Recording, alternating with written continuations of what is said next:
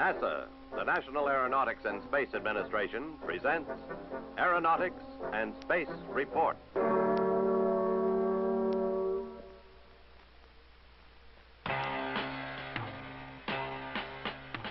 ASTP, Apollo-Soyouz Test Project, will be a joint mission between the United States and the Soviet Union in July 1975. It is the result of an agreement signed in Moscow last year by the President and Soviet Chairman Kossyguine. Astronauts Tom Stafford, Vance Brand, and Deke Slayton have been selected to fly the mission. Astronaut Stafford will be in command. Apollo-Soyouz test program. This mission is formulated to prove out the common rendezvous and docking mechanism between the United States and the Soviet Union, and to facilitate a rescue mission that could be available in case of any problems that could arrive in space, and also to further the cooperation between the two countries in space. Already, U.S. engineers and astronauts have traveled to Russia for planning and training sessions. So, too, the Soviets have visited the U.S. for the same reasons. And then in the summer of '73, this summer, the cosmonauts will come here for a period of 1 month or longer for initial just familiarization, because we can't have a complete joint training. We don't have the mock-ups yet. But then this fall, the astronauts that are available will go to the Soviet Union for a period of time for familiarization with their operations. We asked astronaut Stafford to outline the flight sequence of events.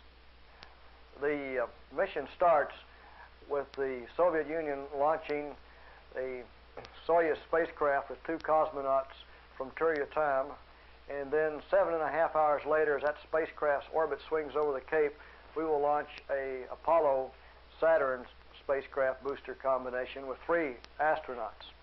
And then we'll start a series of catch-up and phasing maneuvers, and finally we should rendezvous with the Soyuz approximately 50 hours after launch from Cape Kennedy. Once joined together, the pair of spacecraft will stay docked for 2 days, with the crews transferring back and forth and conducting joint experiments. The mechanism that will allow the 2 spacecraft to meet and join in space is shown here in small-scale mock-up form. Well, the one thing I think shows what cooperation can do, both countries have gotten together and we have invented a better mousetrap. By using some of their ideas, some of our ideas, we now have a docking mechanism that is better than our Apollo mechanism, but also it's better than their Soyuz mechanism. About overcoming the language problem, Stafford had this to say. The basic agreement reached so far is the fact that we will talk in our own language and the other country will be able to understand.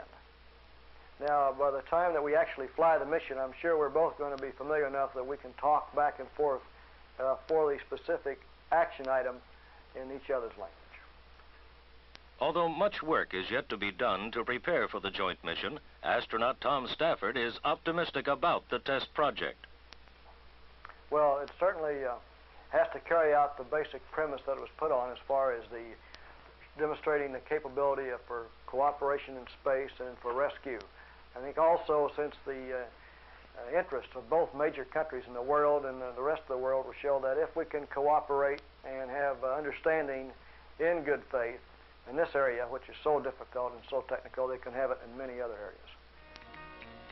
Apollo-Soyouz Test Project, the first joint manned space flight between the United States and the Soviet Union. This has been an Aeronautics and Space Report presented by NASA, the National Aeronautics and Space Administration.